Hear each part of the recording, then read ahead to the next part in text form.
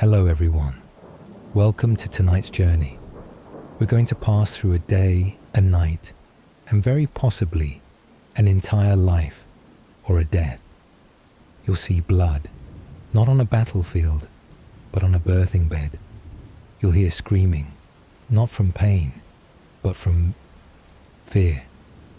And you'll learn that in this city of marble statues called Rome, there were women who lived their whole lives in silence, but did something heroic every single day.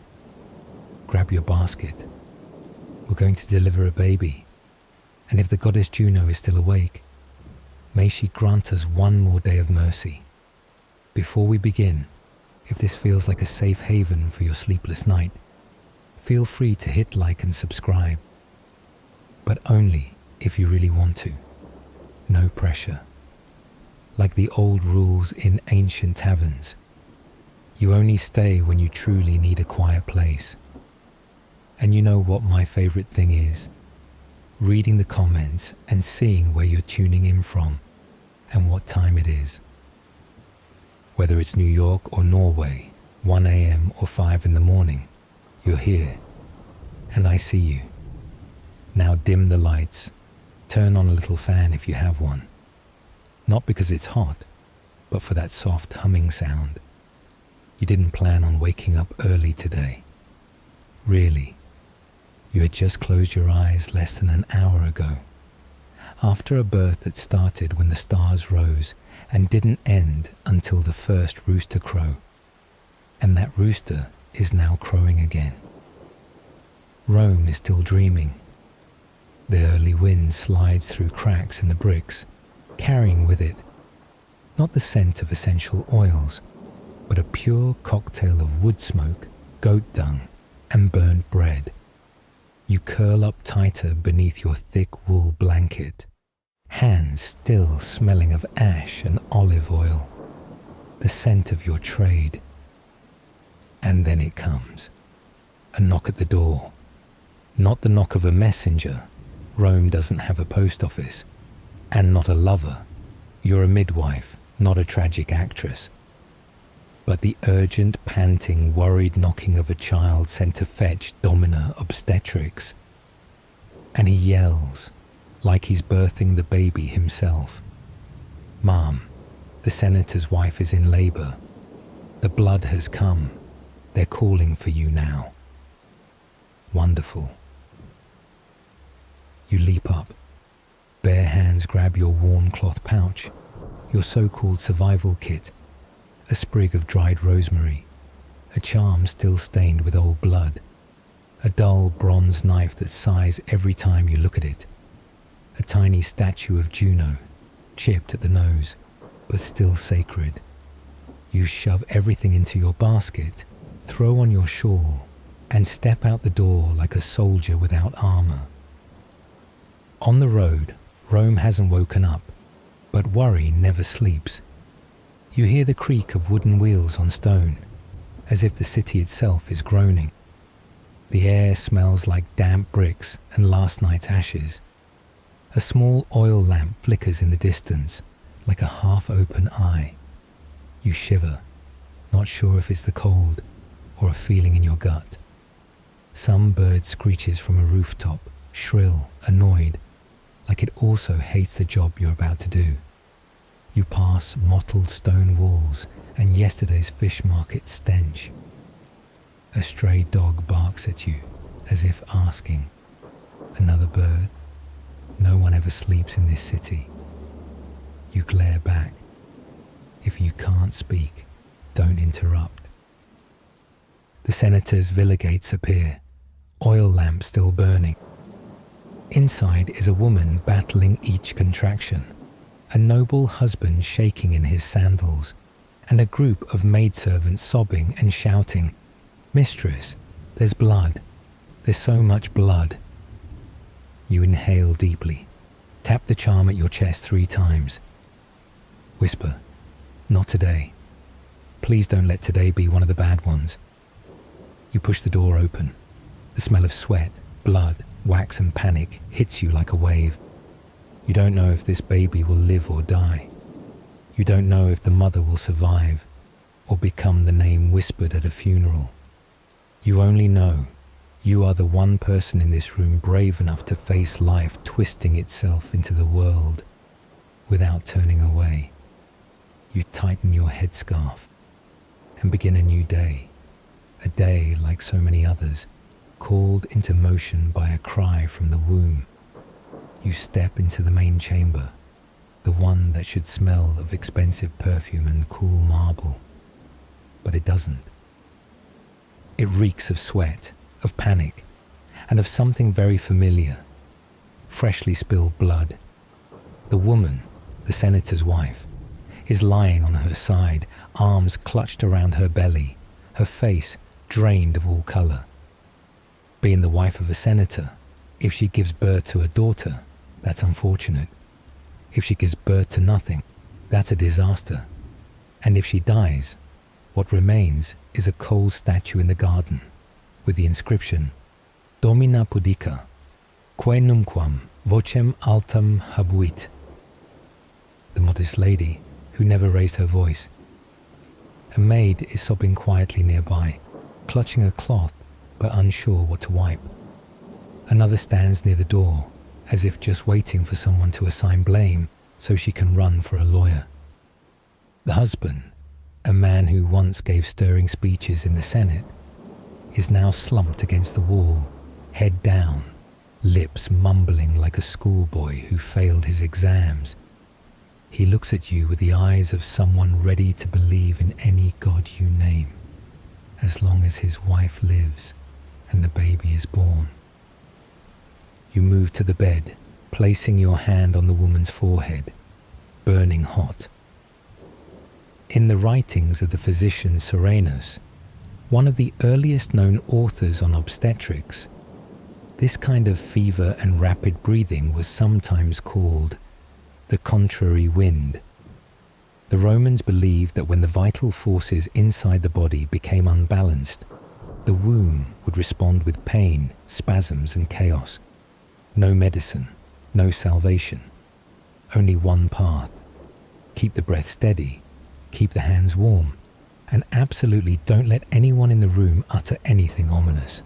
You ask, is this her first time? A maid replies in a whisper, first time, ma'am.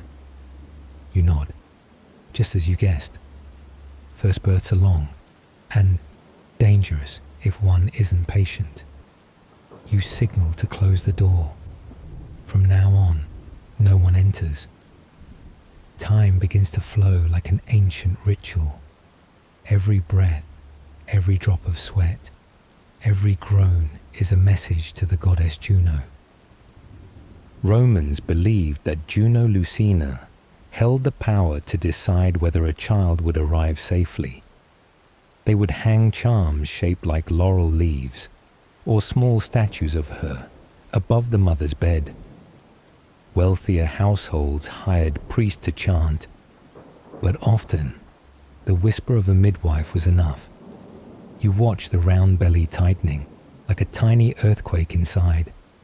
You know, if the rhythm breaks, everything could crumble like loose bricks. You take out your knife, not to use, but to place beside the charm. The birth knife, often bronze or short iron, isn't for cutting, but for warding off evil. Sometimes it's placed between the mother's legs, under the belief that metal would scare off malicious spirits from the womb. It's a symbol. The gods and humans must each do their part. You begin to whisper, not quite a prayer, more a habit, a kind of lullaby rhythm for yourself and for the child inside. And when the first scream echoes, not from the baby, but the mother, you know, the battle has begun. You don't have gloves. You don't have painkillers. You don't have a fetal monitor or a surgery lamp. All you have is a hand-woven basket filled with hope and the hard skin of a woman who's seen too much death to still feel fear.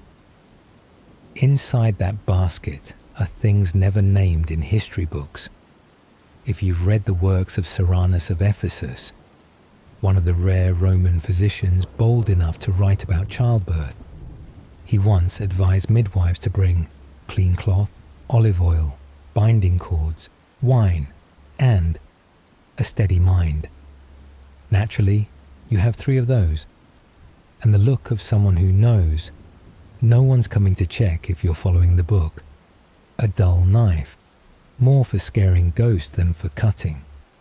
A sprig of dried rosemary to burn if someone faints. A strip of cloth soaked in ash, charcoal and salt. Something you use to cover tears or to silence a husband shouting too loud. And sometimes, when nothing else is left to clean your hands, you reach for what no one wants to use: fermented urine. Romans believed old urine, urina, had disinfecting powers. You just know, it's warm, it's available, and it makes everyone back away from you very effectively. A kind of protection in its own way. No sanitation inspector, no medical supervisor. You've used old string pulled from worn clothes to tie umbilical cords. You've baked bricks and wrapped them in cloth to warm newborns in the cold. You've used your own breath to revive a child who didn't know how to take their first. And you know the one thing always in your pocket is a tiny statue of the goddess Juno. Before every birth, you whisper the same line, out of habit, out of instinct, out of silent pleading. Juno Lucina, Lux Adfer. Juno Lucina, bring the light. You don't know if anyone hears, but you say it anyway, because some words, once spoken, are enough to steady your hands. And a hardened lump of beeswax, used to seal whatever needs sealing, from a torn wound to a fragile hope. You are a midwife. You don't have the luxury of choice, but you have the habit of preparation. Like a warrior stacking the final stones to rebuild the fortress life still clings to. You step into the room. No drums, no glorious light, only screams and the heavy breathing of a body being crushed from the inside. Above the doorframe, there hangs a small statue of the god Janus, the two-faced guardian of thresholds. One face looks inward, the other looks out. No one knows which way he's facing today, and in your mind, you whisper, "Please don't turn away." You've heard this scream many times, and it's never the same. Every woman has her own sound when the first pain hits, like a symphony no one ever wants to hear twice. The senator's wife doesn't scream. She hisses. Between the contractions, she mutters something in old Latin. You're not sure if it's a prayer or a curse. Could be both. You tell everyone to step back. The room is too suffocating, not from lack of air, but from a thick fear, like candle wax melting around the statues of the gods. She grips your hand tightly. Her nails dig into your skin. You don't pull away. A thought flickers through your mind. Today is Dies Nefasti, a forbidden day when the gods are said not to listen to human voices. The Romans once believed that giving birth on such days was a sign of ill omen, and no one dares to ask what day it is. Because you know, not everyone is brave enough to embrace a life tearing them apart from the inside. A sharp curse pierces the air. You turn. It's the husband. Why hasn't she given birth yet? You look at him, say nothing. Just place a finger on your lips, then turn back to the laboring woman. Because when people don't know what to do, they usually scream at the one person who's actually doing what's needed. You touch her belly. A contraction is coming. Her skin is cold, but sweat pours as if her body is melting. Her eyes are wide open, staring at the ceiling as if looking for a way out of herself. You whisper, Breathe in, hold, push when I say. You're not a god, but in that moment your voice is the only thread between life and darkness. A maid begins to cry, another kneels to pray. Then suddenly she starts to chant an old incantation, Carmina Parturientium, once recorded by priests during the Republic. Lucina fer opem, patu succurre labori. Lucina, please help. Come save the woman in this pain. That whisper spreads through the room like a thin mist. No one knows if it works, but everyone stays silent, as if the gods will listen only if no one interrupts. You simply say, not the time to cry, not the time to plead. You look back at the woman. She nods. Another contraction comes. She hisses again. This time, the name of someone long dead. You don't ask who, because you know, in birth, people always call out the one who once helped them through fear. You grip her hand. In your ear, you hear bells ringing from afar, maybe a church, maybe the beginning of a new day. The Romans once called this accubatio, when the midwife is not just a birth helper, but a companion, a guardian who warms the soul of the woman giving birth. No one taught you that, but you know, sometimes the only thing you need to do is not let go. To you, it's a countdown. You know full well, if the baby is a boy and doesn't survive, they'll whisper, it's your fault. No inspection needed, no questioning, just one word from the mother-in-law or a raised eyebrow from a distant aunt, and that's enough to end your career. Some midwives disappeared after a failed birth. No one asked where they went, because everyone understood. They were pushed out of memory, like the babies who never cried their first breath. You count down to the moment the child decides to step into the world, or not. You whisper the name Carmenta, the goddess who watches over women in childbirth, the one who's heard countless pleas from midwives across generations. No need to shout, just remember and hope. The contraction hits like a final tsunami. No more silence, no more whispers, only screaming, and your hands cradling the head of a tiny life, slipping through the edge of existence. You've seen dozens, hundreds of babies born, but that moment is always a fresh cut.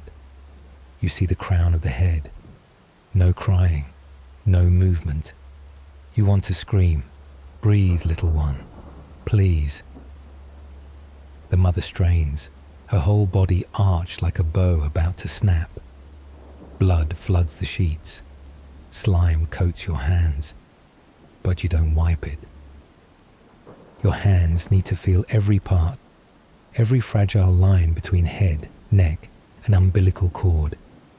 You dip your fingers in warm olive oil, the only smooth thing in this chaos. The oil spreads through the flesh, as if you're redrawing a path of life by touch, not sight, a slight twist.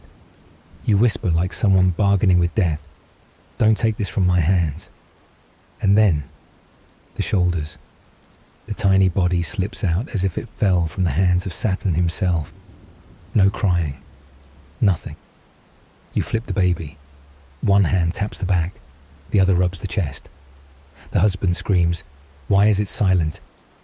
You don't answer. You're counting. 1, 2, 3, and praying in a language no longer written in books. And then, a gasp, a wet, broken sound. But it's real. The baby cries. The whole room exhales all at once, as if everyone had held their breath since a previous life. You wrap the baby in linen. Look at the tiny face, like a wax statue still wet. And you know, you just pulled a soul toward the light. But it's not over. The mother is still. You call her name, once, twice. No reply. You see the blood flowing. It won't stop. At that moment, you're no longer a midwife.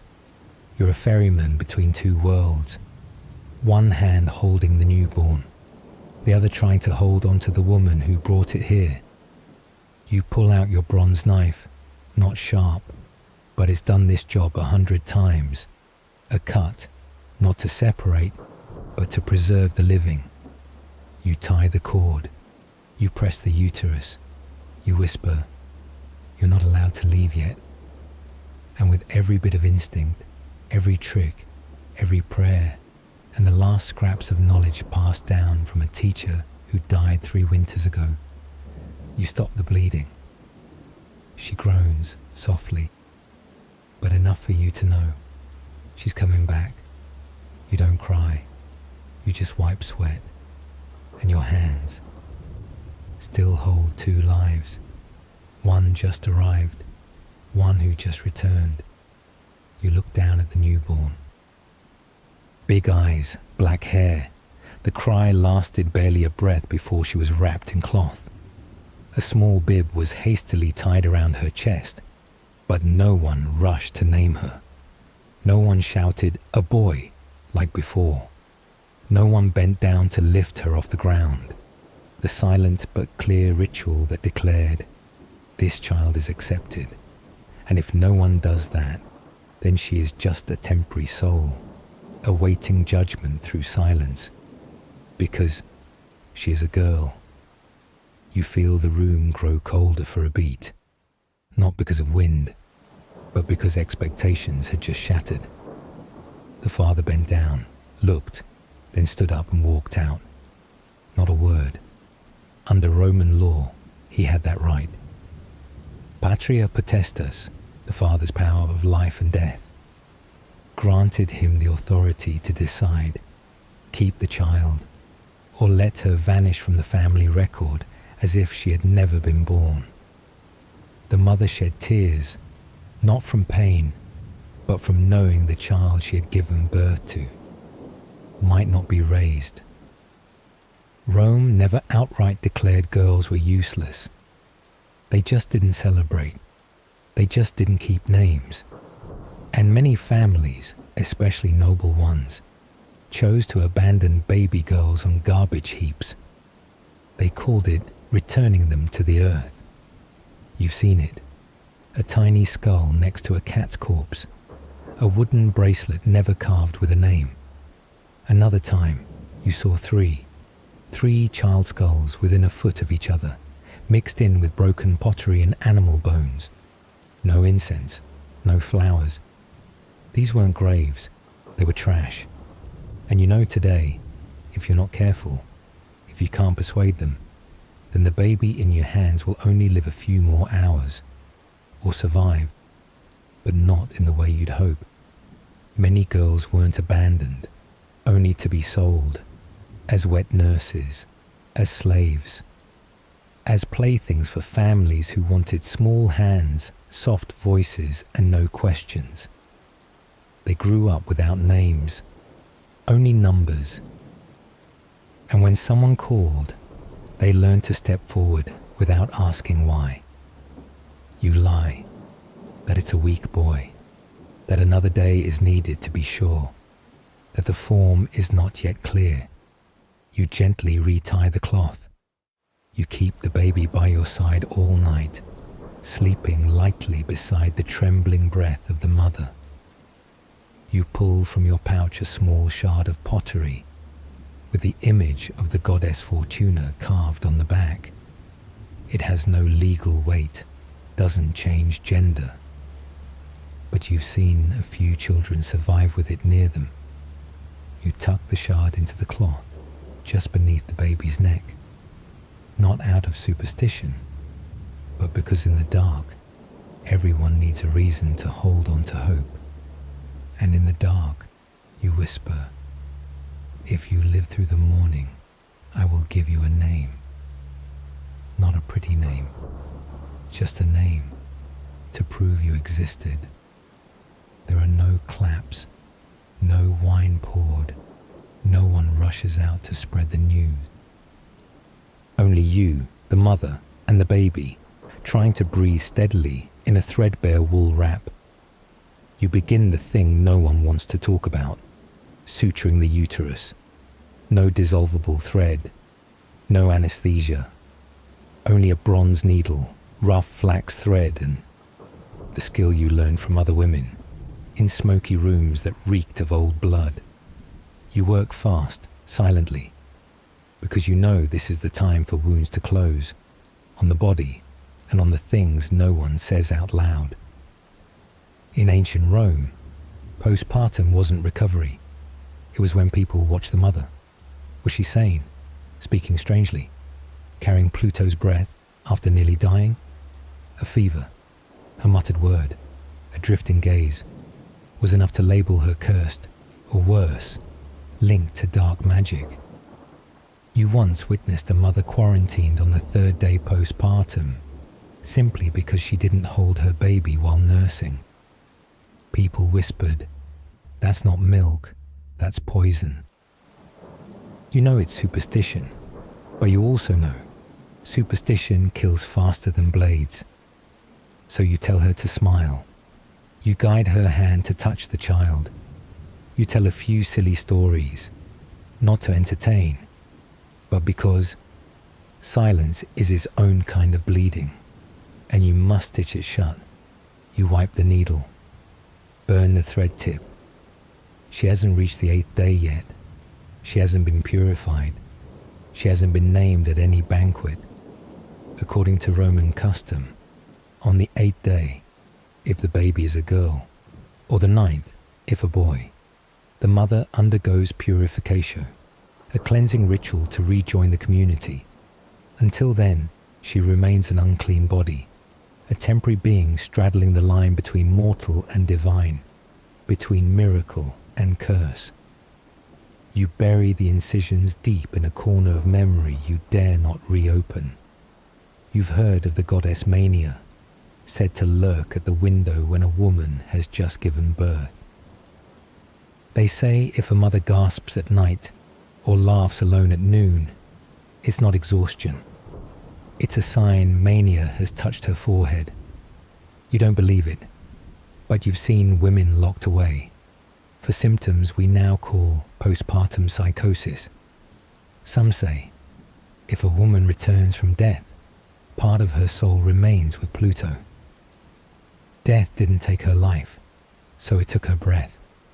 The mother lives, but her eyes look beyond everyone's shoulder. She whispers things no one taught her. Her fingers twitch as if counting the ones who didn't come back. And then she falls silent, as if listening for a call from the other side. You walk past the old woman who sells fragrant roots at the alley's end, the one who taught you to burn root powder and soap ash to ward off spirits. You grab a handful, bring it to the birthing room, burn it in a clay bowl, letting smoke curl through her hair over each unhealed stitch. No one says it cures anything. But sometimes, belief in thin smoke protects life better than real medicine. And when you step out of the room, you must smile, as if all is normal. But one task remains. You gather the blood-soaked birthing cloth, wrap it tightly, so no one sees, so no stray dog drags it off, no child kicks it, no wind whisks it into the alley. Postpartum blood, in the eyes of many ancient Romans, should not linger. It is no longer sacred like menstrual blood, nor noble like a soldier's wound.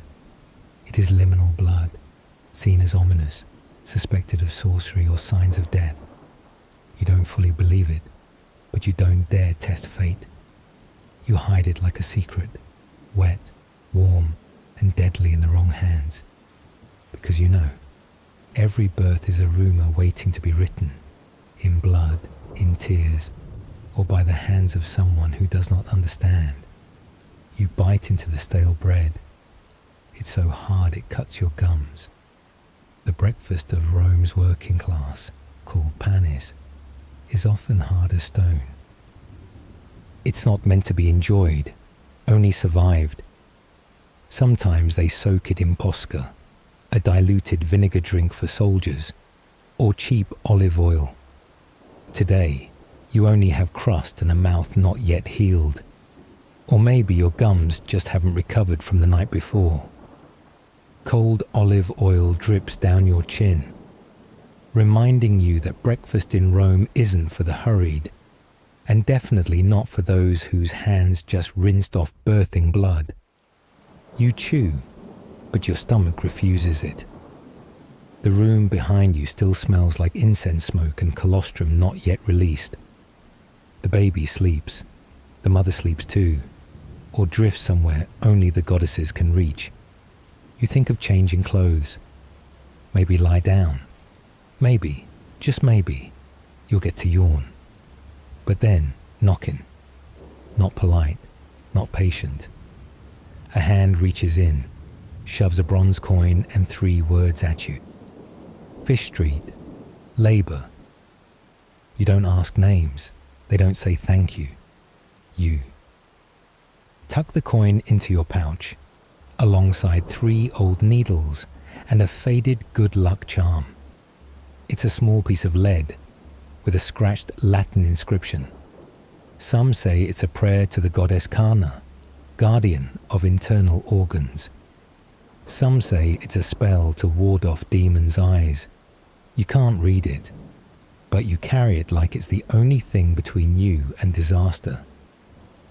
The metallic scent of blood still lingers under your nails, and now it must compete with the stench of Fish Street, where fish guts, sewer water, and the panting of a woman in labour are waiting. You turn away before your chest can tighten in fear, and you wonder, this time, will someone die? You don't know, but you go, because no one else will if you don't. You once heard that on Fish Street. There's a nameless birthing spirit. No one calls her by name. But people believe if you deliver enough babies there, one day, when your hand trembles, she'll steady your needle. Or tug gently at your shoulder when you stand too fast and nearly fall. You don't know if it's real, but you hope. Because Fish Street has nothing but stench, crying, and half-formed hope. Sometimes, people in the street burn dried fish skins or rosemary ash, mixed with arsenic powder. Call it spirit smoke to purify the birthing space. Not because they believe in germs, but because they fear that if the smell of fish and blood aren't masked, worse things will come.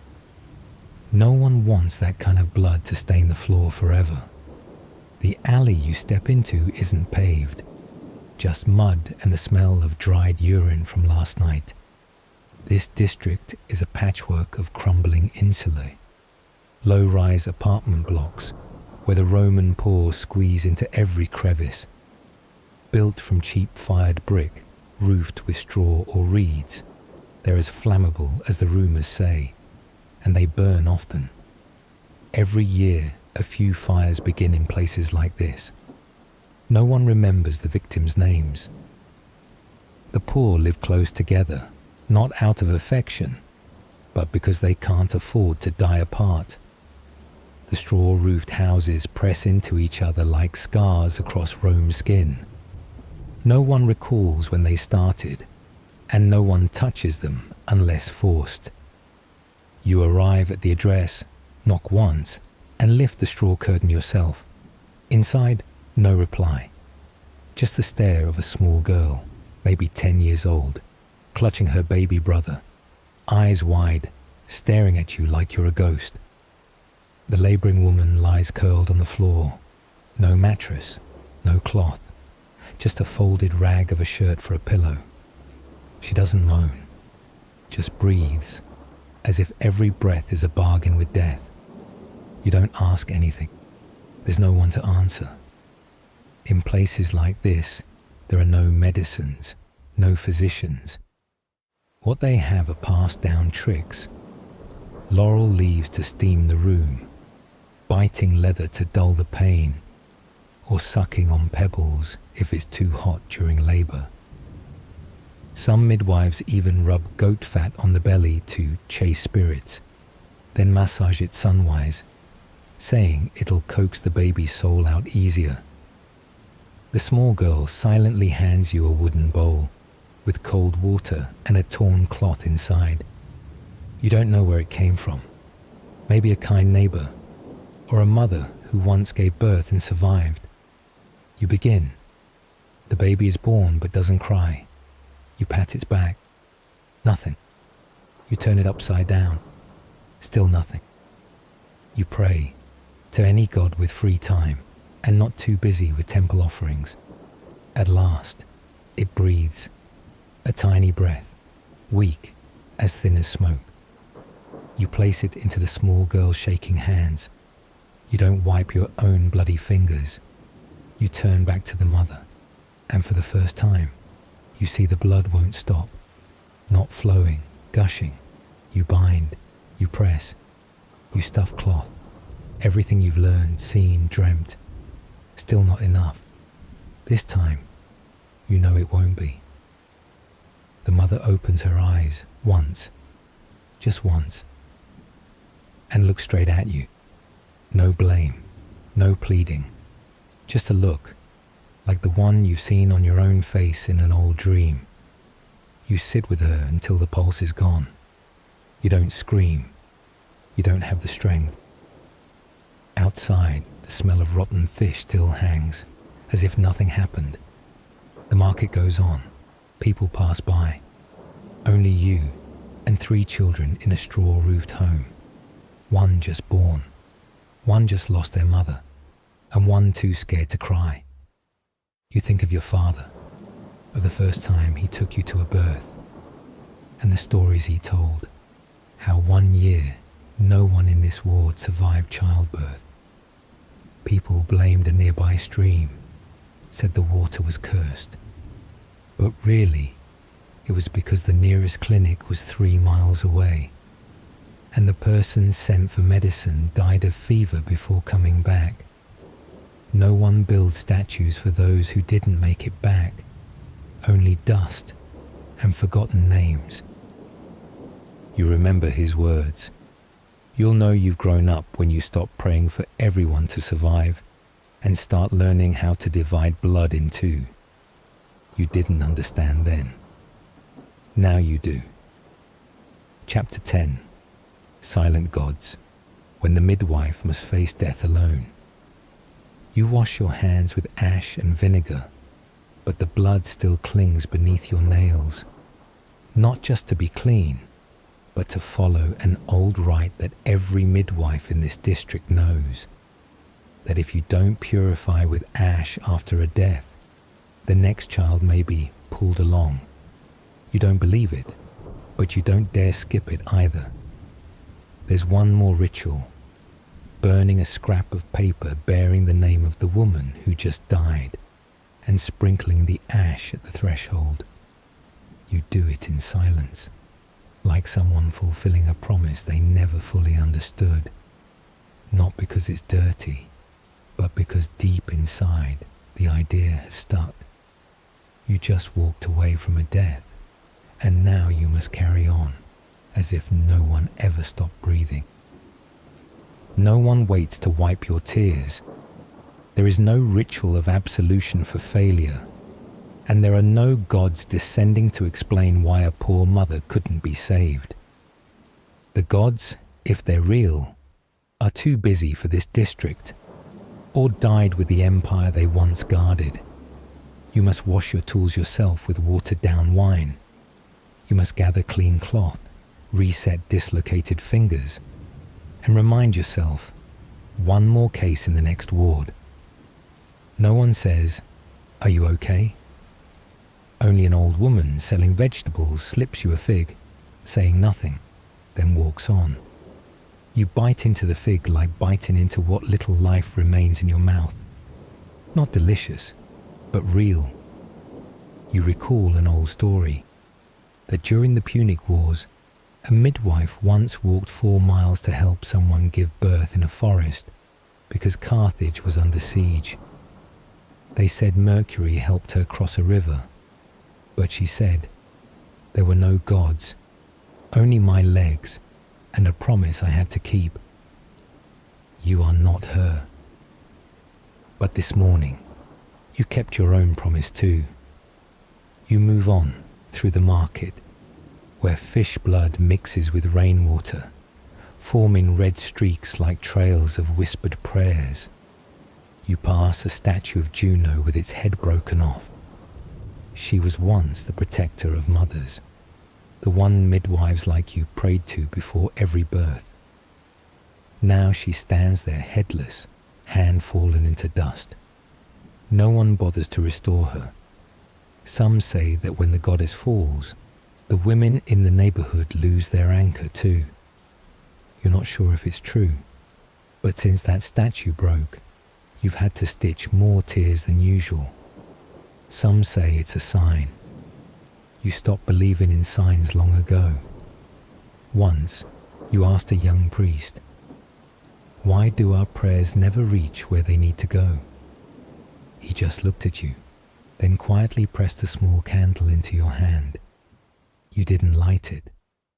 You keep it, like a debt that will never be paid. You arrive at the next place, a narrow alley choked with trash. There used to be a small shrine to Bonadea, the goddess of women's healing. People used to bring roots, bronze mirrors, and bloodied cloths as offerings. Now, only broken stones remain. Old incense ashes, layered in dead leaves. You stop, not out of belief, but out of habit. Some remnants are too familiar to ignore. This time it's a young woman, probably not old enough to marry by law. She's afraid, but she still nods when you hold out your hand. And so you begin again. Your hand, not a god's, is what holds life or lets it go. You press your palm to her belly and breathe slowly. No one sees it, but your heart is beating for both of you. The gods are silent, but you're not. You still have a voice, and you use it to say, "It's okay, you're not alone."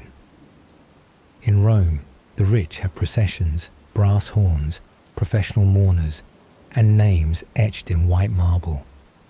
And the poor, they have cobblestones, old cloth, and memories passed down by word of mouth. Not everyone gets a funeral, but everyone has someone to say goodbye to. Not everyone gets a coffin, but everyone has something to lose. And in the poorest quarter of Transtiberim, where you work, grief finds a way to survive. The baby didn't live. The mother, the young woman you just delivered this morning, didn't either. No horns, no final blessings, just a warm blanket covering a body still warm. You don't wail, you don't have time. You just burn a sliver of beeswax incense, like the Etruscan midwives once did, to guide the soul as it leaves. You don't know if the smoke guides anyone, but you do it anyway. You wash your hands with ash and salt water. Romans, like the Greeks, believed that death carried something called miasma, an invisible toxic vapor that could cling to hair, nails, even a person's breath. If you don't wash it away, you carry that sorrow into your bed, into your meals, into every child you touch next. Not to be clean, but to remind yourself something has ended. You take a small stone and place it at the doorstep like a silent death notice. They say this custom began with Jewish slaves in Aventine. When they had no right to mark graves, they left stones as if to say, "Someone left, don't forget." No one taught you that, but every midwife here knows. The father made it back in time, but not in time to ask anything. He didn't cry, just looked around and asked, as if asking the wind, "Did it hurt?" You answer softly, "I was there." No gravestone will be raised, but you remember the birth hour, the mother's name, the daughter's skin that never got to cry. You're not a priestess, You're not a goddess. You just know how to keep a death from being forgotten too quickly, and a survivor from feeling hollow. You pass the ruins of Bonadea's shrine on the way back. Only broken flooring remains. You bow your head, not from faith, but from memory. You exhale, quietly, then walk on. Another girl is waiting at the other end of the street. You don't ask her name. She doesn't ask yours. She just says, "Are you the midwife?" You nod, and once again, you extend your hand, and begin again. The sky hasn't fully brightened. You step out of the last house in the tanning district. Your hands still smell of vinegar and ash. They offered you something to eat, but you shook your head. Not because you're tired, but because you can still feel the scent of death stuck in your throat. You pass through the creaky wooden frame, back onto the stone-paved road. The blood has dried along the edge of your sandals. No one looks at you, but no one doesn't know where you've been either. Here, midwives are recognized by the way they walk, not fast, not slow, expecting nothing.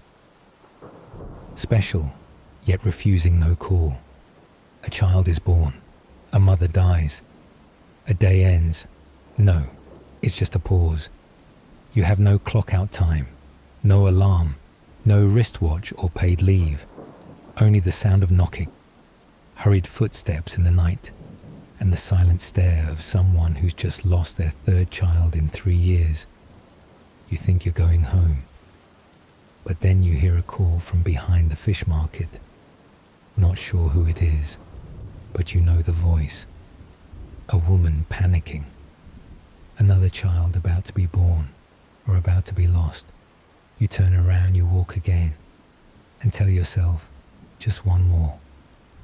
You've said that sentence 7 times this month. You have no clock-out time. You only have hands and memory. Because truly, in this society, being a midwife isn't even called a profession.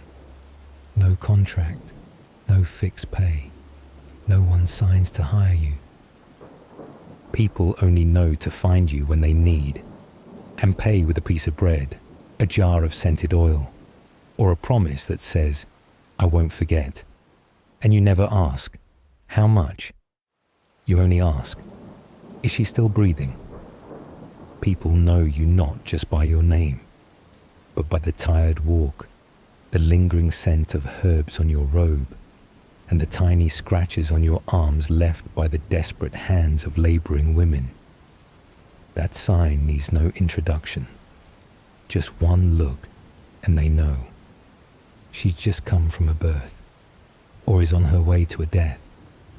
Behind the fish market, Trans-Tiberim, where Greeks, Jews, and former slaves live, they say, if you see the flicker of an oil lamp at dawn, it means the midwife has come home, or must go again. The children born there have no father's name, only the mother's sigh, and your hand catching them in the cold morning mist. Chapter 13.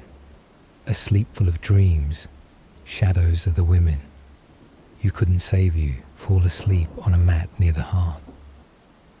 No sandals removed, no face washed, no time to change the robe soaked in blood and amniotic fluid. Your sleep is unlike anyone's, like being dragged to the bottom of a well, where you hear cries echoing from afar.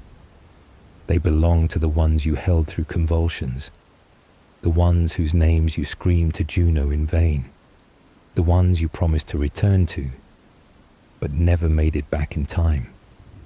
You see them in dreams. One sitting at the bedside, hair wet with sweat, belly still hard as stone. Another clutching her chest, whispering, "I'm so cold." A little girl in the corner of the room, not crying, just watching you. You say, "I'm sorry," but they don't blame you. They just stand there silently, then turn away. You wake up, not from fear, but from knowing you haven't forgiven yourself, not by them, but by your own heart.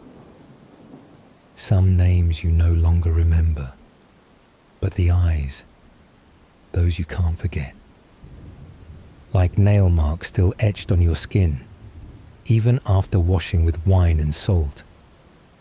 Midwives are not gods, just those who stand between life and death. And sometimes, your hands aren't long enough to hold someone back. You sit up again. The fire has gone out. The sky is still dark. Outside the door, footsteps run past. Another knock. Another door opens. Another name, or one that will never be spoken again. You sit alone in a small room where the hearth is almost out. Your body is exhausted, but your mind refuses to let go. There's no one next to you to say, "You did well." Only your shadow on the wall, thinner, more tired, and older than it was this morning.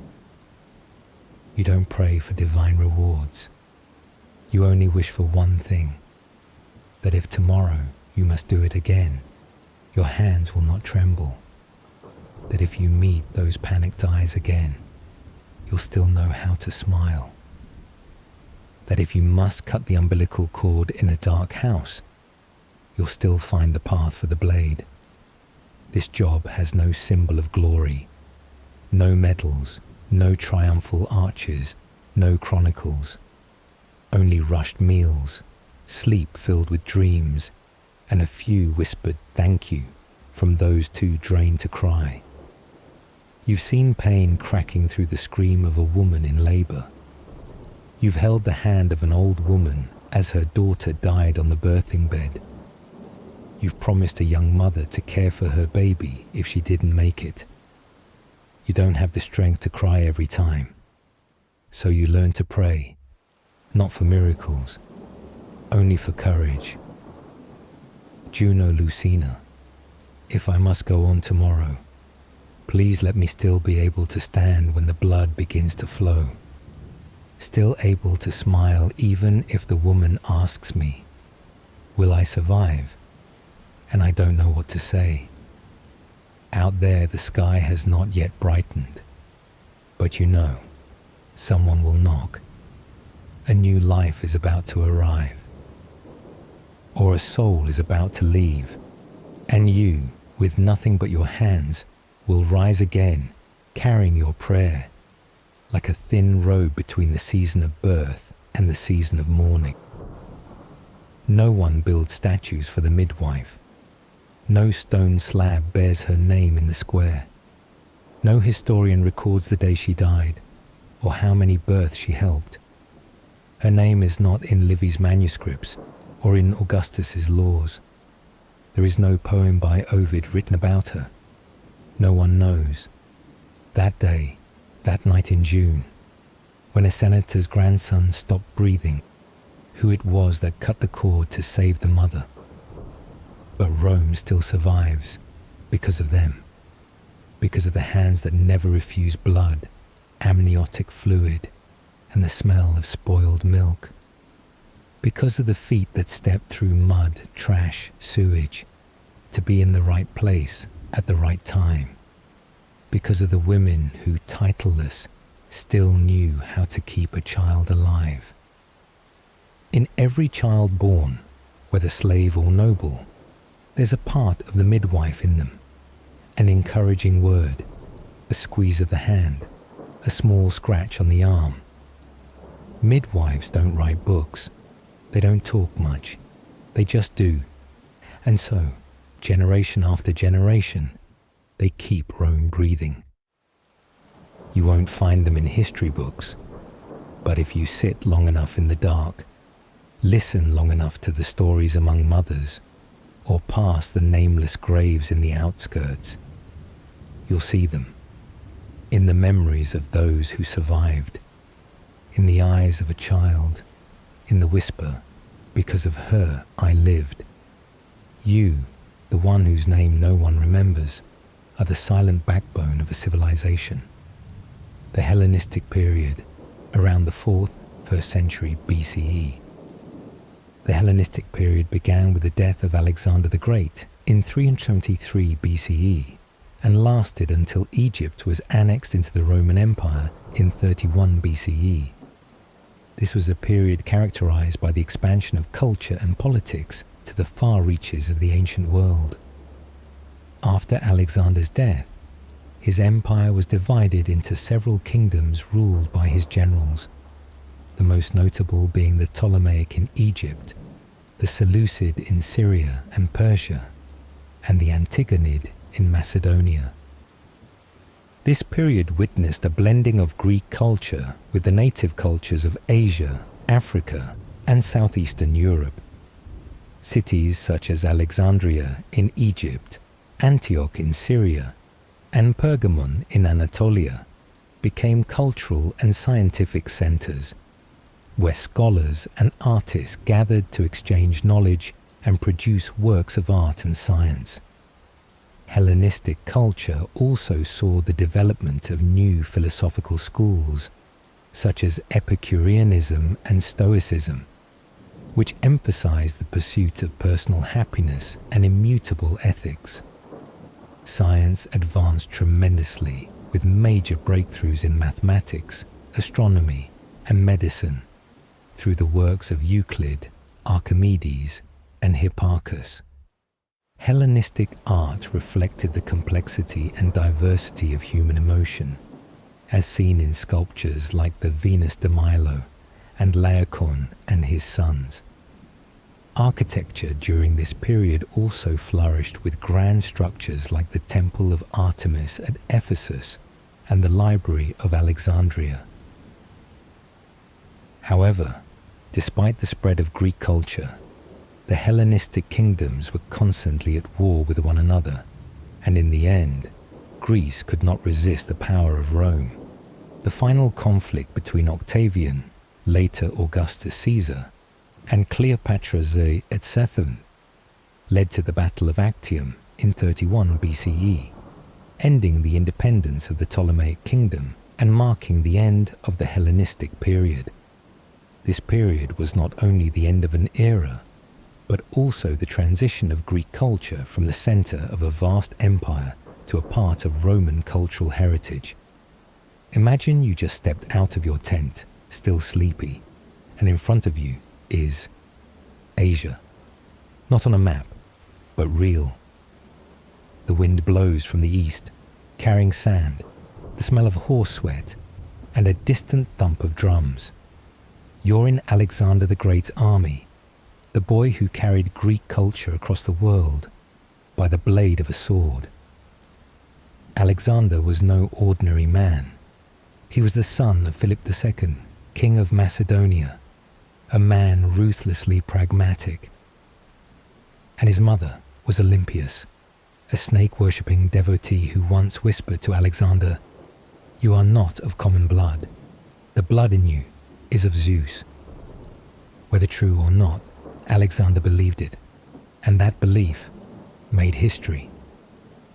At 20, Alexander became king. At 22, he crossed the Hellespont, the border between Europe and Asia, and stopped, bent down, scooped a handful of earth, not to swear, but as if to say to the land, "I will not conquer you. I will bring you home to Greece." That's where the journey began. Alexander defeated the Persian army at Granicus, then Issus, then Gaugamela, each battle a turning point for the world. But the strange thing was, he didn't just build military camps, he built cities.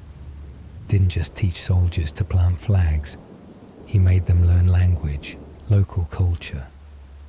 The night before Gaugamela, Alexander didn't sleep, not out of fear, but thought.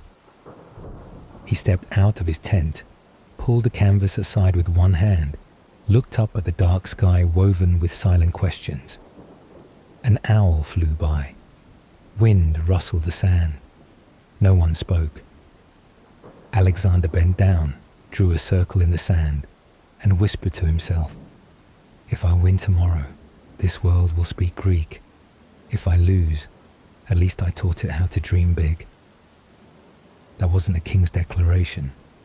It was the whisper of a boy, trying to believe he could redraw the world map with a dream alone.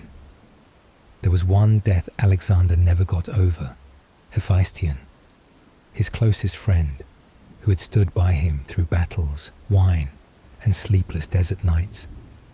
When Hephaestion fell ill and died, Alexander, the Iron Warrior, cried like a child who had lost his mother.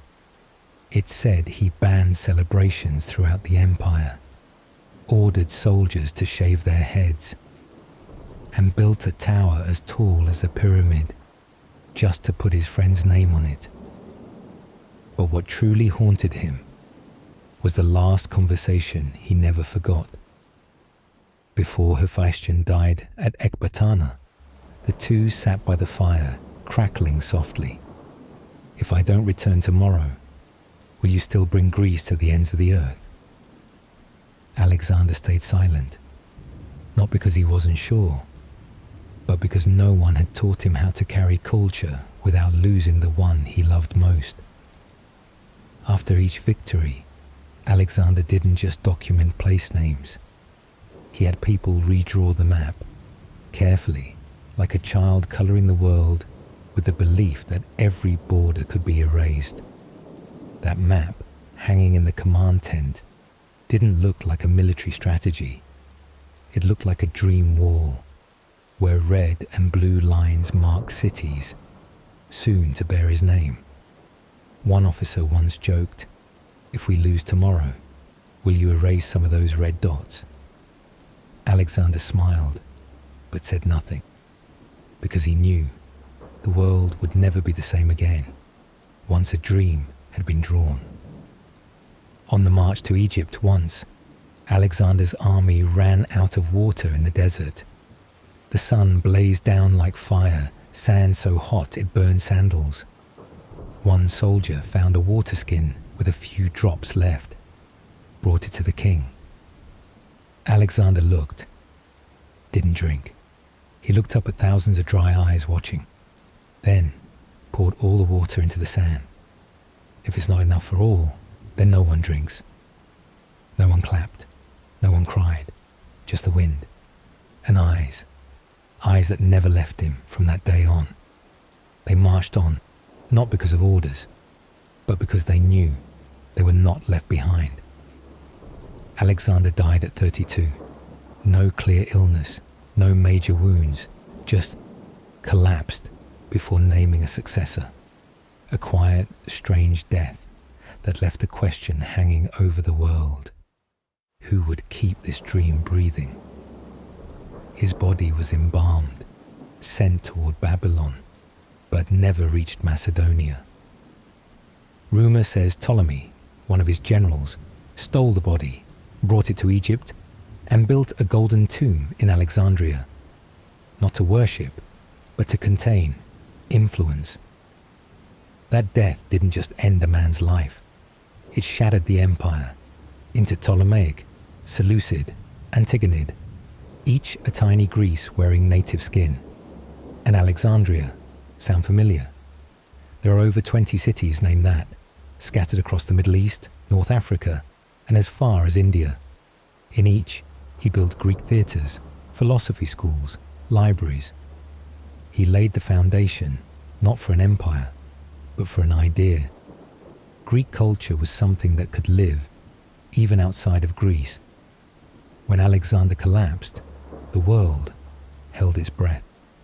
No one held a will. No one stood up and said, "I will succeed him." Alexander left no heir, only one sentence: let the strongest rule. And like so many vague last words in history, it didn't lead to peace. It opened the gate to a century of civil war. No throne, no crown, just a mummified body on its way to Babylon, and a hollow question drifting across the desert. Who will keep this dream alive? And so they, the old arms that once lifted Alexander onto his horse, now drew their swords against one another, not enemies from outside, but drinking buddies, allies, Men who once pitched tents together, slept on maps, and witnessed Alexander's silent stare at midnight. Now each carried a piece of memory and called it justice. In 323 BCE, in Babylon, a meeting to divide the empire was held. On the table, there was no Alexander, only a map, still dusty and blood-stained from the last battle. Ptolemy said, "I'll handle the funeral. I'll bring his body back to Macedonia." Then secretly redirected it to Egypt. Seleucus took the east, Persia, Syria, Babylon. Antipater and Antigonus held Macedonia, the old heart, and Greece, Anatolia. No one dared to hold them for long. They called it division for protection, but everyone knew it was just waiting for a chance to seize the rest. If there were a map somewhere in Alexander's old command tent, by now it probably looked like a breastplate torn by blades. Each hole was a region of bloodshed. Each rip was a kingdom just risen, trembling. In each region, they raised a new Alexander. In some places, a bronze bust. In others, a temple. Elsewhere, a legend. Alexander riding a white horse from the east. But the original was kept in a tomb, like a breathless mummy, only used in name to rule.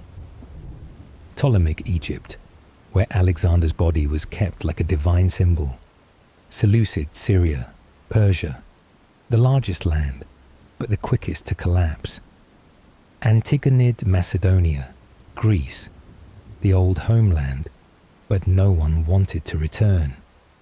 They all claimed to preserve Greek culture, but really, they patched the past with different cloths. And those patches were the generals. No one remembered the circle Alexander drew in the sand. No one read Aristotle's poetry anymore. The generals now read tax records, military orders, and lists of rebels.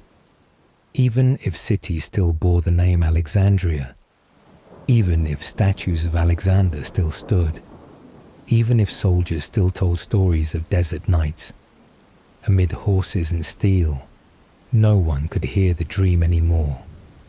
And the oldest veterans, those who marched with Alexander from Granicus to India, sometimes sat in taverns, stroking beards, staring at new maps and sighing. Back in the day, it didn't matter what the city was called, only which star it lay beneath, and Alexander knew every star by name.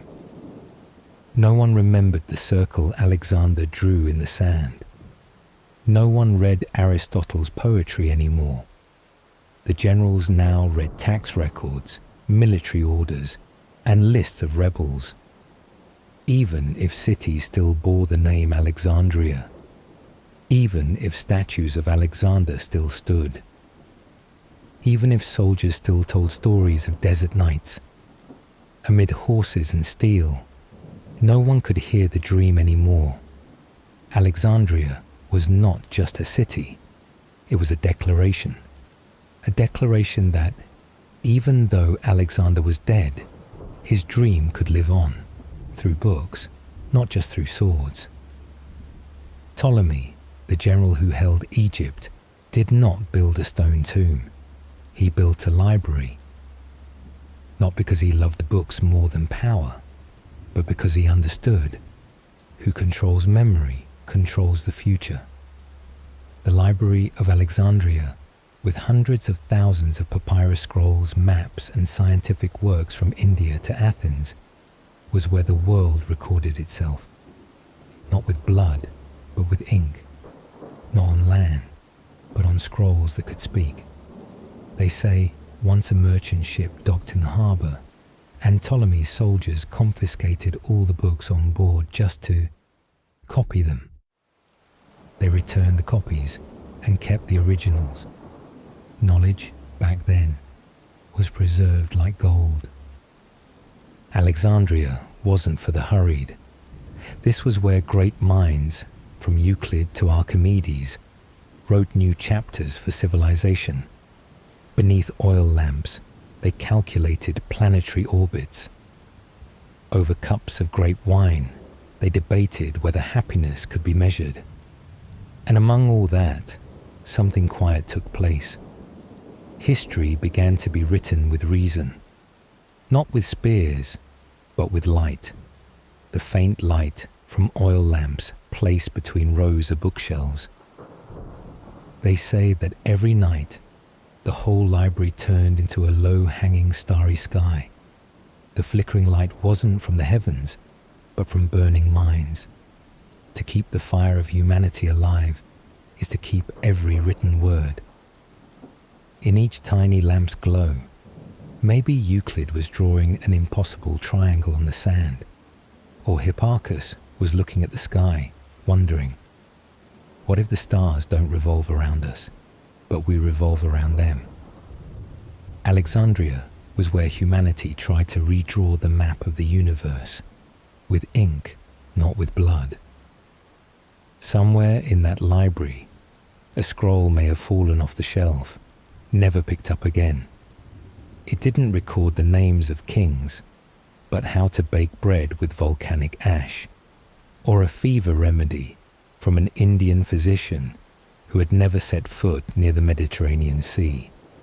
And there, in Alexandria, even those little things were preserved, as if every drop of knowledge deserved to survive the fire, not just by the victors, but by those who dared to question the entire sky, by those who, in an age of swords and blood, still believed that an idea could be mightier than an army.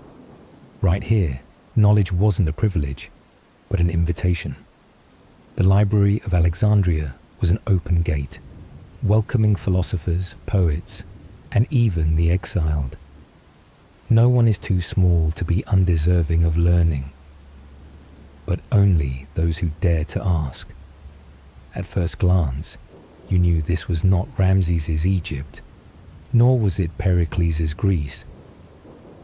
This was a middle world, where gods were color-blended like smudged silk paintings, and every monument was a compromise. You see a relief of Anubis, but with a Greek name carved beneath.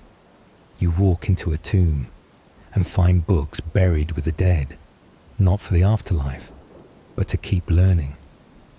The dead need knowledge, just like the living need bread and wine. And sometimes they needed symbols that everyone could understand.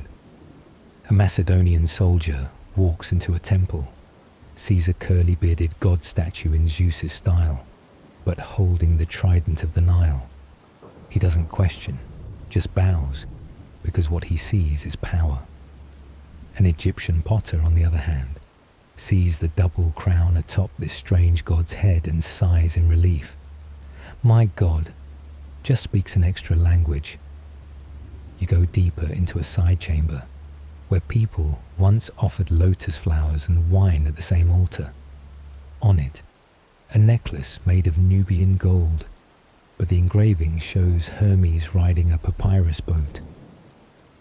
Here, cultures didn't just meet, they had offspring. No one could say for sure whether the soul would go to Olympus, Duat, or get stuck between two cloud layers by a new god whose doctrine hadn't been updated. You walk into a temple in Egypt. On the wall, a curly-bearded god on a throne, holding a scepter, wearing the double crown of the two lands. You wonder, is this Zeus or Osiris, or a marketing meeting that ran too long? Welcome to the Hellenistic age, where culture didn't just collide, it melted together like cheese on hot toast. After the generals divided the empire, what remained wasn't just land or armies, but language, mythology, and even funeral customs. And instead of total war, they launched soft wars. Who could spread culture faster, deeper, and with better architecture? In Alexandria, you could find a god named Serapis, a god who had never existed before. Not a Greek god, not an Egyptian one. but a joint venture god created by Ptolemy I, so both Greeks and Egyptians could kneel together without betraying their ancestors. And so, Zeus put on a wig, Isis learned Greek, and Hermes was painted with Egyptian-style eyeliner. The gods started wearing multicultural uniforms. If you can't make people love you, make them believe the gods are collaborating. Greek became the official court language from Syria to Egypt. But don't imagine a night of Athenian theatre. This language, in the mouths of merchants, officials, slaves, and mercenaries, became a mixed, flexible, locally flavoured tongue. In a letter found in Oxyrhynchus, a man wrote to his wife, "I love you, but stop sending that Greek salted fish. My mother's fed up." Epicurus, founder of hedonism, once hoped philosophy could help people avoid fearing death. But when that philosophy entered the marketplaces of Alexandria, where they sold roasted peanuts and personal freedom side by side, it had to learn the language of the crowd and tone down the abstraction. If a god doesn't intervene in your life, he might as well sell pastries on the corner. In sculpture, you saw Greek-style muscular statues, but the eyes tilted like in ancient Egyptian art. A statue might carry both Apollo's posture and Nefertiti's eyeliner. The world was no longer black and white. It became a shattered mosaic, each piece a language, a mythology, a hairstyle. And among all this blending was a small reminder. We're not the most suited species to survive, but the one that knows how to borrow, remix, and retell old stories in the voice of a new generation. In a world full of bronze statues and glittering temples, a quiet revolution was happening. Philosophy started, walking barefoot. No longer hiding in aristocratic scrolls, it stepped out to porches, sat on wooden benches, and nodded at passers-by. You enter a long stone-floored stoa. No temple, no guards, just robed people sitting cross-legged on the floor. No harps, no incense, just gentle debates about the meaning of life, while someone peels a fig. Welcome to the Stoa Poikile, where philosophy was no longer the privilege of Athenian nobles, but a matter of taverns, of marketplace gossip. Here, philosophy wasn't just heard, it was tasted. Debates happened next to fruit stalls, and it wasn't rare for a philosopher to talk about life's impermanence while haggling over a pomegranate. People called it the walking school, where life ideals and body odor coexisted in the same sentence. Across the city, behind ivy-covered walls, lay the garden of Epicurus. No god statues, no taboos, no rule boards, just teapots, shady spots, and a seat for anyone seeking peace. You could be a slave, a prostitute, or a noble. If you wanted to understand why not to fear death, Epicurus would explain. And if you didn't get it, no problem. There were fresh grapes and goat cheese for comfort. Happiness is when pain is absent, so I eat well and don't get sick. The Hellenistic period didn't just bring Zeus to the Nile, it brought philosophy down to earth. From stoic endurance to hedonistic pleasure, from skepticism to pessimism, all coexisted like a soul's menu for the weary. What dish would you choose? In a small corner near the Agora, a cynic philosopher named Menedemos pitched a tent made of sacks, kept a dog, and preached that all we need is sun and water. Passers-by often stopped not to listen, but to ask if the dog could nod. Philosophy, sometimes, was an earnest joke in the middle of a busy market. In Pergamon, someone lectured Stoicism with the tone of reading tax bills. In Alexandria, the same philosophy was mimed. In a fish market, the Greeks taught, don't get angry over what you can't control. The Egyptians added, but remember to apply perfume so your soul doesn't mildew. Philosophy no longer wore togas. It donned Eastern scarves, Persian hats, and crossed deserts with merchants.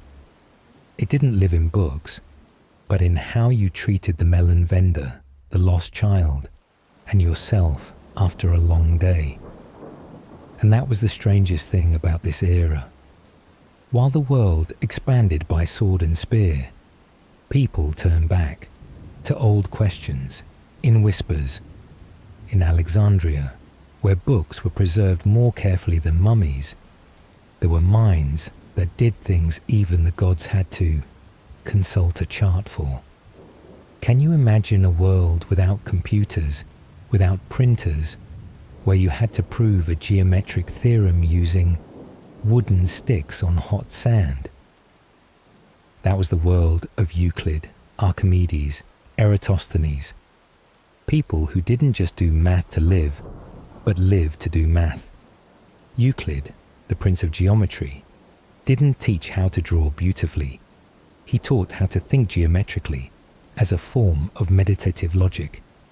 They say a king once asked him if there was a shorter path to learn math, and Euclid replied, "There is no royal road to geometry." That answer, over time, still makes many modern students weep silently. As for Archimedes, the man who could invent while bathing, he wasn't a dreamer. He was someone who made water boil with thought. With a lever, he once said, "Give me a place to stand, and I will move the earth." And no one knows whether he was joking or not. Eratosthenes, with a stick, 2 wells, and a sunny day, measured the circumference of the earth. No GPS, no satellites, just a persistent mind and a library full of scrolls. He was called Beta because even though he was good at many things, he was always the second best. Heartbreaking, but also true. The scientists of the Hellenistic era didn't do math to pass college. They did math as a way to understand whether the universe knew we were breathing. They didn't have health insurance, but they calculated the path of comets. No one paid them to solve equations, but they made the whole world later, use their formulas. And so, in a corner of the Library of Alexandria, when the sun was scorching, there was a scholar wiping his forehead, flipping his wax tablet and whispering, "If no one understands, then maybe I'm right." In another corner, where sunlight shone through stone domes, another name was whispered, Hypatia, a woman, a mathematician, and perhaps the last clear voice of a world sliding into darkness. She didn't just teach geometry, she taught logic, astronomy, and how not to be afraid when facing what others didn't yet understand. Her students could be heretics, Romans, or someone being hunted, but if they loved knowledge, they were allowed to sit. And then, on a dusty afternoon in Alexandria, she was killed by a fanatic crowd, not because she was wrong, but because she dared to ask the right questions. We don't have Hypatia's final formula. Only the echo remains that sometimes understanding is also an act of bravery. And you? Have you ever sweated over a math problem? In Pergamon, there was a scholar who calculated the moon's cycle, but couldn't calculate that his wife was about to run away with a musician. In Antioch, a group of young men drew parabolas on the sand to confess love to their teacher's daughter. So remember, math isn't just for brilliant minds, it's also part of life, love, and those unexpected romantic failures. You walk into an ancient marble museum, And the first thing you see isn't victory, but pain turned to stone. Look at Laocoon and his two sons, tangled in the coils of giant sea serpents, mouths open, muscles straining as if screaming, forever. This isn't a scene of triumph. This is the moment when someone knows something terrible is going to happen, and no one believes them. Laocoon warned the Trojans about the wooden horse, and you know how that turned out. They didn't listen. Elsewhere, you see the Venus de Milo.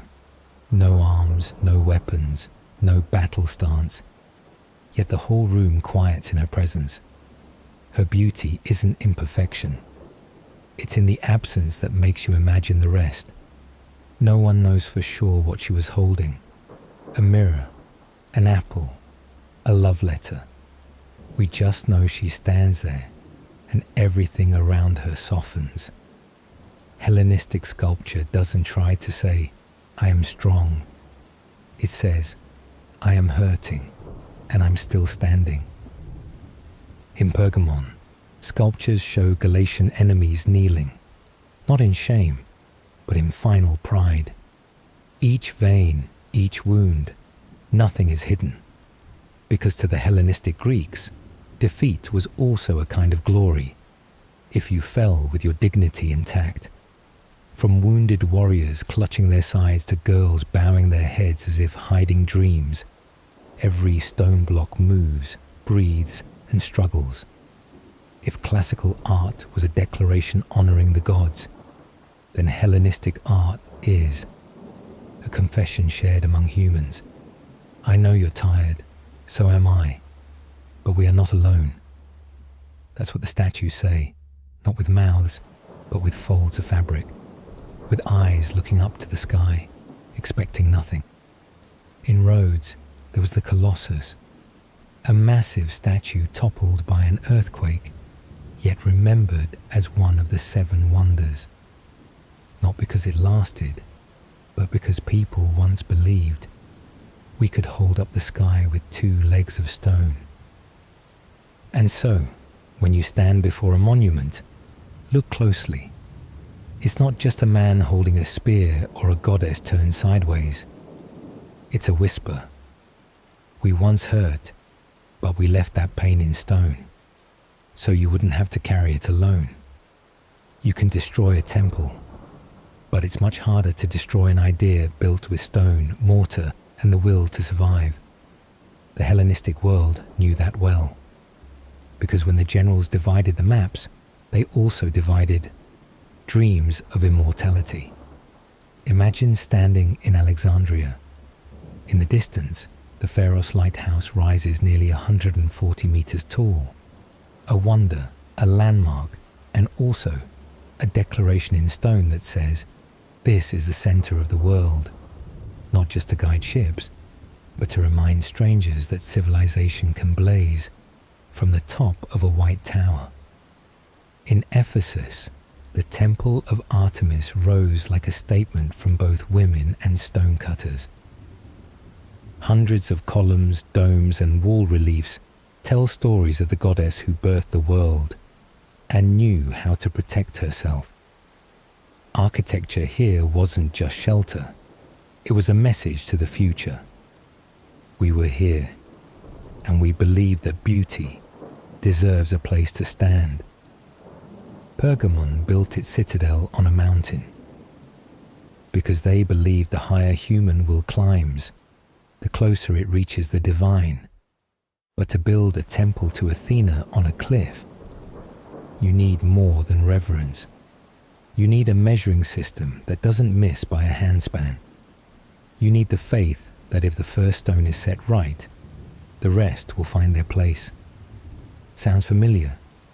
That's how some people build families. That's how some people build the future. In the heart of Athens, there was a place that was part market, part forum, part stage, the agora. No roof, no backdrop, just white stone, tiered steps, and air vibrating with debate. There, architecture needed no decoration because people were the center. You didn't go there to sell fish. You went there to talk about constitutions, about citizens, about what should or shouldn't exist. At the Agora, each column didn't just support a roof, it supported the spirit of dialogue. No mic, but there was honor. No curtain, but there was light. No walls, but there was community. And perhaps that's the most enduring architecture the Greeks left behind. Presence without shelter. And if any place proves that architecture isn't just to be seen, but to be felt, it's the Library of Alexandria, a building not made to trap books behind walls, but to let the light of knowledge through, where thousands of ancient manuscripts were hand-copied, translated into Greek, where scholars from across the Mediterranean came not just to write, but to learn how to listen to the world, a library with no bells, no cameras, but filled with a naive belief that if we kept enough words, maybe people could understand each other. That's a different kind of architecture, the architecture of understanding. But don't get it wrong. Hellenistic architecture wasn't perfect. Many buildings fell in earthquakes. Many were torn down by the Romans and rebuilt. And one day, even the columns will fall. But what remains is how those who lived once believed in the endurance of stone more than in the endurance of men. I don't know if the world of tomorrow will understand us, but if they stand before this temple, they will know we once loved so much that we wanted to freeze that feeling in marble. Alexander left behind a vast map stretching from Greece to India, and then he died. No trumpets, no drums, no will. Just a cruel joke. The empire will go to the strongest. What sounded like a call to greatness turned out to be a curse that ignited centuries of bloodshed. His closest generals, called the Diadochi, who once knelt at his feet, now scrambled for the throne like kids. Fighting over pillows in a military dorm, they tore the map apart like leftover funeral pizza. Seleucus grabbed the east, from Persia to India, but couldn't manage it. Ptolemy clutched Egypt, fertile and easy to defend, like picking an apartment with built-in security.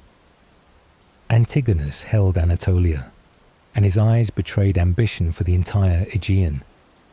Cassander had Macedonia, the ancestral homeland, but was treated like hand-me-down furniture.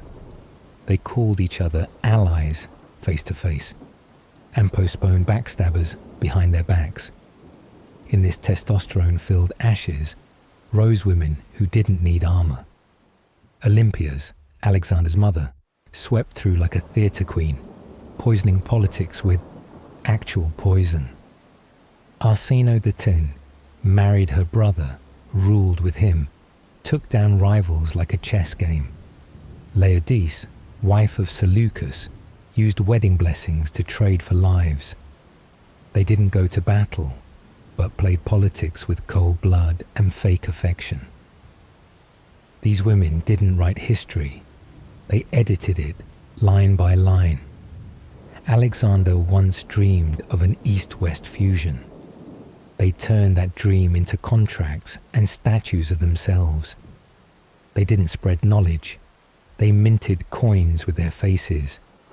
They didn't unify the empire. They opened theaters and built their own temples.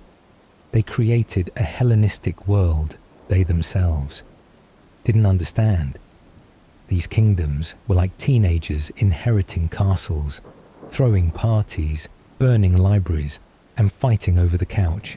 In the West, Rome quietly studied the ruins of its Eastern friends. No rush, just notes. No statues, just soldiers. They watched the Diadochi like an audience watching a never-ending tragedy. each failure, each betrayal, each peace then war again, served as a reminder, don't be like them. And when Rome stepped onto the historical stage, they didn't need to shout, because there was no one left to answer. You might picture Cleopatra as a silhouette behind silk curtains, elegant, seductive, and dangerous. But really, she was a political mathematician draped in velvet, a scholar who could read hieroglyphs while the men around her still struggled with Latin grammar, a queen who chose to learn the language of her people, while every Ptolemaic ruler before her only learned to speak Greek. Cleopatra wasn't just beautiful. She knew when to listen and when to let others think she was listening. Like a snake that never strikes until it knows the bite will become legend.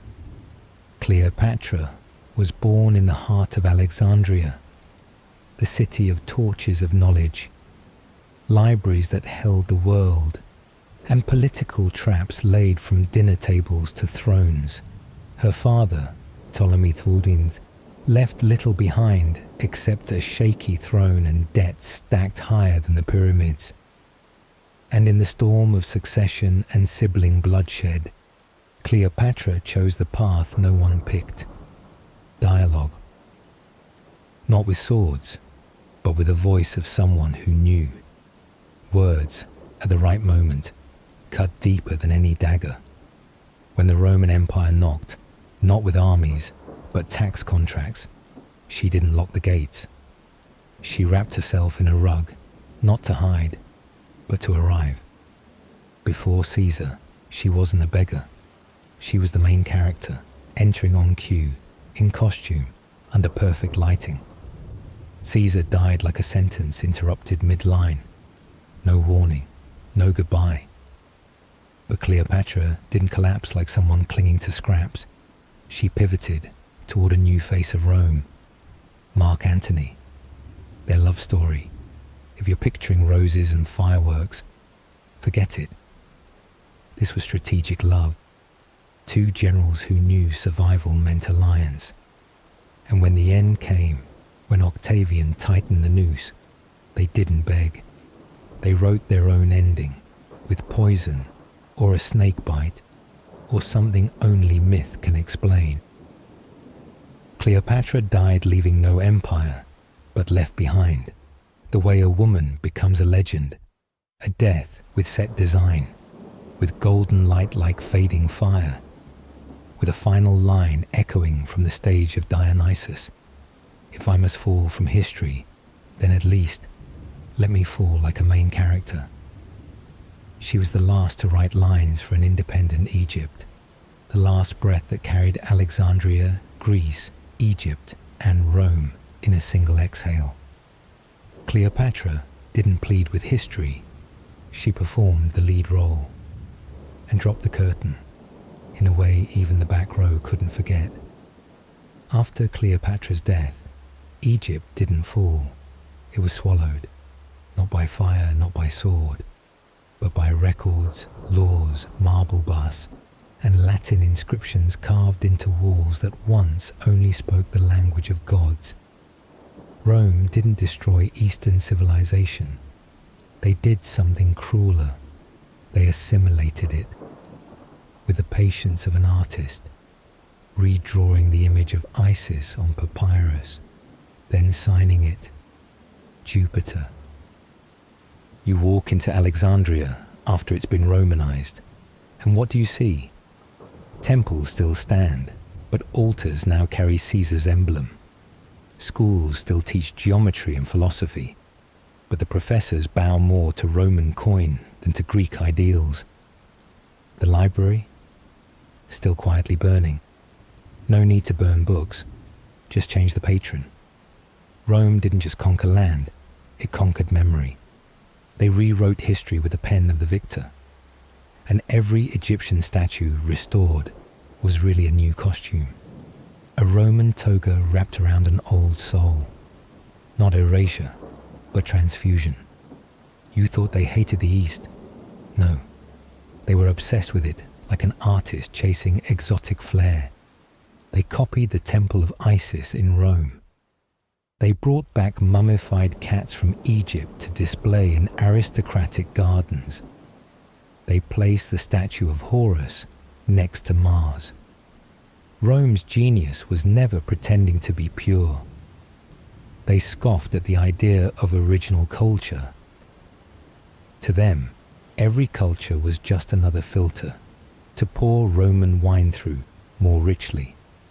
They built amphitheaters on Alexandria's soil so Eastern blood could flow in Roman choreography.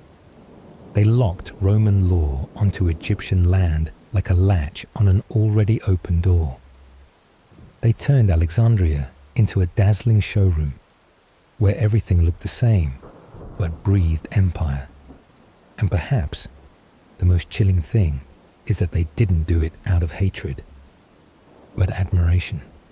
They devoured Eastern culture like an artist devours inspiration, then calls it improved Roman style. If you're looking for a destroyer of civilizations, search the ashes. But if you're looking for an empire that knew how to make people forget who they were, go to Rome. Because when Rome conquers you, you don't die. You get translated into Latin. Greek culture didn't die with Athens, didn't vanish with Alexander, didn't end with Cleopatra.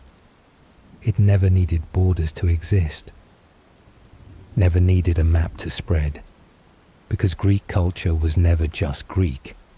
It was a flame, and flame only needs wind. When the generals fought over the empire, they couldn't divide philosophy.